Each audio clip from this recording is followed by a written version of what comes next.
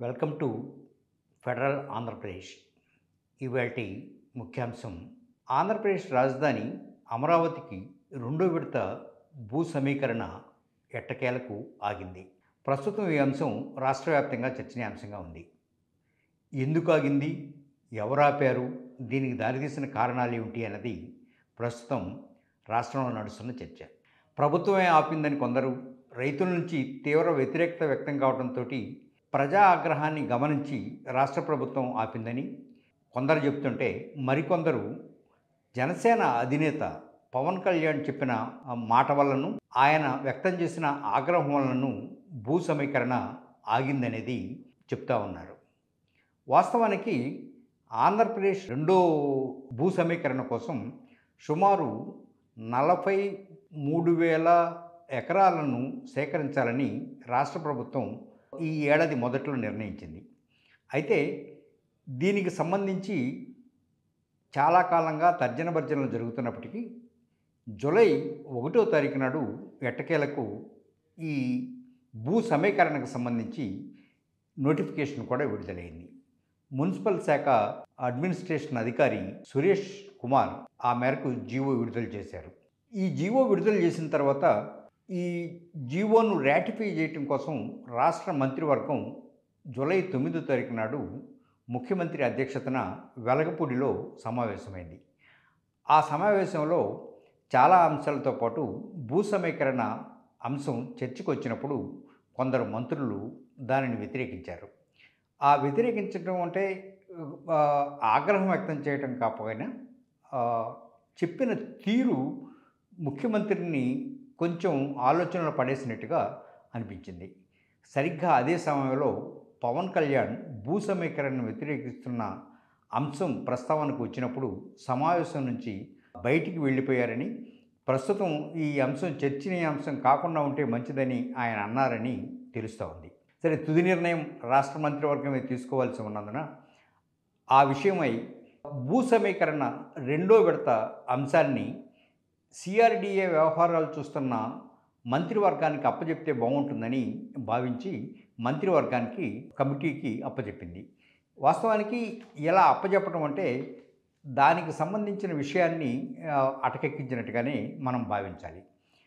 ఎందుకు ఈ పరిస్థితి దారితీసింది అనేది కాస్తంత చర్చనీయాంశంగా మనం చూడాల్సిన అంశం. రైతులతో మాట్లాడి వాళ్ళతో ఒప్పించి ఆ తర్వాత భూమిని తీసుకుంటే బాగుంటున్న అభిప్రాయం మొదటి నుంచి ఉంది. కానీ తొలి విడత భూ సమీకరణ చేసినప్పుడు రైతులు స్వచ్ఛందంగా వచ్చి ఇచ్చినందువల్ల ఈసారి కూడా చంద్రబాబు నాయుడు పిలిపించాడు కనుక రైతులు వచ్చి దానికి సంబంధించిన భూమిని స్వచ్ఛందంగా ఇస్తారని తొలుత భావించారు. అయితే రైతులు గ్రామ సభల్లో వ్యక్తం చేసిన ఆగ్రహావేశాల తీరును చూసి మంత్రులు భయపడ్డారని కూడా మనం భావించాల్సి ఉంది. రైతులతో మాట్లాడి వారిని ఒప్పించేందుకు ఈ మంత్రుల బృందం ముందుగా కొంత ప్రయత్నం చేసుంటే బాగుండేదన్న అభిప్రాయం కూడా ఉంది. నిజానికి మున్సిపల్ పరిపాలనా శాఖ ఇచ్చిన జీవో ప్రకారంగా సుమారు 13 గ్రామాలలో 3 మండలాలలో భూమిని సేకరించాల్సింది. ఇందులో తుళ్ళూరు మండలంలో 10,878 ఎకరాలు, అమరావతిలో 19,504 ఎకరాలు, తాడికొండ మండలంలో 7,257 ఎకరాలు, పెదకూరపాడు మండలంలో 4,586 ఎకరాలను రెండో విడతలో సేకరించాలని మున్సిపల్ అడ్మినిస్ట్రేషన్ శాఖ జీవోనిచ్చింది. ఈ 13 గ్రామాలలో ఇంత భూమిని సేకరించాల్సిన అవసరం ఇప్పుడు ఏముంది అన్నది కూడా ఉంది. అయితే రాష్ట్ర ప్రభుత్వం చేస్తున్న వాదన ప్రకారంగా ప్రధానంగా ఒక 4-5 మౌలిక వసతులు, అంటే 1 విమానాశ్రయం, 2 రైల్వే స్టేషను, క్రీడా ప్రాంగణాలకు సంబంధించి, ఆ తర్వాత మౌలిక వసతులు కల్పించేందుకు ఉద్దేశించిన కొన్ని కార్పొరేట్ సంస్థలకు కూడా ఈ భూమిని అప్పగించాలన్న లెక్క ప్రభుత్వం దగ్గర ఉంది. అందుకే రెండో విడతలో ఈ భూమిని సేకరించి ఆ భూమిని వారికిచ్చి తద్వారా అమరావతి ప్రాంతంలో, రాజధాని ప్రాంతంలో భూముల్ని అభివృద్ధి చేయించాలన్న ఆలోచన రాష్ట్ర ప్రభుత్వానికి ఉన్నట్టుగా మనకు అర్థమవుతుంది. అయితే గ్రామ సభలలో రైతుల నుంచి సానుకూలత వ్యక్తం కాకపోగా ఆగ్రహావేశాలు వ్యక్తమయ్యాయి. గతంలో సీడ్ క్యాపిటల్ కోసం 29 గ్రామాలలో 33,000 ఎకరాల భూమిని రాష్ట్ర ప్రభుత్వం సేకరించింది. దానికి సంబంధించి విధి విధానాలను కూడా ఆనాడు నోటిఫై చేశారు. 1 ఎకరం భూమికి 1250 గజాల ప్లాట్లు ఇచ్చేటట్టుగా ఆనాటి ఒప్పందం. వీటిని అభివృద్ధి చేసి ఇస్తే రైతులు ఎవరైతే భూమిని ఈ ల్యాండ్ పూలింగ్ కింద ఇచ్చారో ఆ భూమిని తీసుకొని తద్వారా వాటిని అమ్ముకోవడం ద్వారా కొంత వెసులుబాటు, వాళ్ళ కాంపెన్సేషన్ వస్తుందనుకున్న లెక్కలో అనుకున్నారు. అంత బట్టికి బాగున్నప్పటికీ కూడా 2014 నుంచి 19 మధ్య రైతులకు కొంతమందికి పట్టాలు ఇచ్చారు, కొంతమందికి పట్టాలు ఇస్తామని హామీలు ఇచ్చారు. అయితే ఎవరికి భూమి ఎక్కడుందో వాళ్ళ ఫ్లాట్స్ ఎక్కడున్నాయో వాటి డెవలప్మెంట్ ఏమిటనేది తెలియలేదు. 2019 తర్వాత జరిగిన ఎన్నికల్లో టీడీపీ ఓడిపోవటం, 2024 లోపులో వైసీపీ అధికారంలోకి రావటం, 3 రాజధానుల అంశం ప్రస్తావనకు రావడంతో వాస్తవానికి ఆ ప్లాట్ల అభివృద్ధి జరగలేదు. ఇది రైతుల్లో చాలామంది రైతుల్లో ఇది అసంతృప్తిగా ఉంది.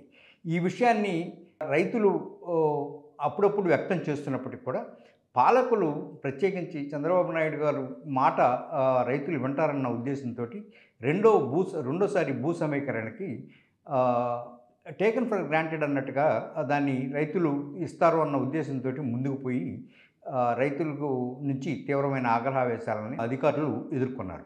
వైసీపీ ప్రభుత్వం అధికారం ఉన్న 3 ఏళ్లలో రాజధాని ప్రాంతానికి సంబంధించి అభివృద్ధి జరగలేదు.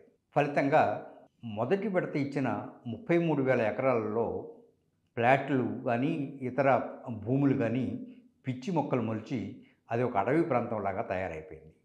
చేసిన పనులు కూడా సగంగా అర్ధంతరంగా ఆగిపోయాయి. ఫలితంగా సుమారు 7,500 కోట్ల రూపాయల నష్టం వాటిల్లిందనే అంచనా కూడా ఉండింది. అయితే ఇప్పుడు ఈ పిచ్చి మొక్కలను తీసేయడానికే ఈ ప్రభుత్వం సుమారు 37 కోట్ల రూపాయలను ఖర్చు పెట్టాల్సి వచ్చింది. ఇటువంటి పరిస్థితుల్లో రెండోసారి భూ సమీకరణకి అధికారులు గ్రామాలలోకి వెళ్ళినప్పుడు తీవ్రమైన వ్యతిరేకతను ఎదుర్కోవాల్సి వచ్చింది. ఫలితంగా రైతులు మేము మా భూములు ఇవ్వము, మొదటిసారి ఇచ్చిన భూముల్ని అభివృద్ధి చేసి ఇచ్చిన తర్వాతనే ఈ రెండో విడత భూములకి మీదకి రావాలని, రెండోసారి భూ సమీకరణకు వచ్చేటిలోగా మొదటి విడత ఇచ్చిన భూములని అభివృద్ధి చేయాలని రైతులు గట్టిగానే పట్టుబట్టారు. ఈ రైతుల ఆందోళనలకు వామపక్ష పార్టీలు, కొన్ని ప్రజా సంఘాలు కూడా మద్దతు పలికి ఊరువాడ రెండోసారి భూ సమీకరణకు వ్యతిరేకంగా సదస్సులు నిర్వహించాయి. ఆ సదస్సుల నిర్వహణలో ప్రభుత్వం చెప్పిన అన్ని హామీలను అమలు చేసిన తర్వాతనే ఈ భూముల్ని ఇచ్చేలా చర్యలు చేపట్టాలని కూడా కోరారు. సరిగ్గా ఈ నేపథ్యంలో జీవో రావడం, ఆ జీవోని పట్ల మంత్రులు కూడా ధైర్యం చేసి ఊళ్ళలో పోయి ఈ భూమి ఇవ్వండి అని చెప్పే సాహసం చేయలేకపోవడం, దానికి తగ్గట్టు ప్రధానంగా టీడీపీకి ఈ వెన్నెముకగా ఉన్న జనసేన అధినేత పవన్ కళ్యాణ్ రెండోసారి భూ సమీకరణను వ్యతిరేకించడం మింగుడు పడలేదు. ఫలితంగా ఈ భూ సమీకరణ ఆగింది. ప్రజా రాజధాని అంటే పరిపాలనా సౌలభ్యం కోసం ఉండే రాజధానిగా ఉండాలి తప్ప కార్పొరేట్ సంస్థలకు భూ సమీకరణకి లేదా కార్పొరేట్ సంస్థలకు ఉపయోగపడేలా భూమిని సేకరించి వాళ్ళకి ఇవ్వడం సబబు కాదన్న ఆలోచన, ఆ తర్వాత అదే రకమైన ఆందోళనలు కూడా వ్యక్తమయ్యాయి. ఫలితంగా భూ సమీకరణ ఆగింది. ఈ ఎట్టకేలకి ఇది తాత్కాలికమే అయినప్పటికీ కూడా మంత్రుల నుంచి, రైతుల నుంచి, తద్వారా ఇతర ప్రాంతాలలో ఉన్న ప్రజా సంఘాల నుంచి, సామాజికవేత్తల నుంచి కూడా ఈ భూ సమీకరణకు వ్యతిరేకత రావడంతో ఇది ఆగినప్పటికి కూడా దీని వెనక ప్రధానంగా పవన్ కళ్యాణ్ వ్యతిరేకత బాగా పనిచేస్తుందనే వాదన ఉంది. ఏది ఏమైనప్పటికీ కూడా భూ సమీకరణ ప్రస్తుతానికి ఆగింది. ఈ రెండోసారి భూ సమీకరణ ఇక ముందు ఎంతకాలంలో చేపడతారు, చంద్రబాబు నాయుడు తన మాట నెగ్గించుకోవడం కోసం ఏం చేస్తారు, లేదా నిజంగానే పూర్తిగా ఆపేస్తారా అనేది ముందుగానే తెలియదు. నమస్తే.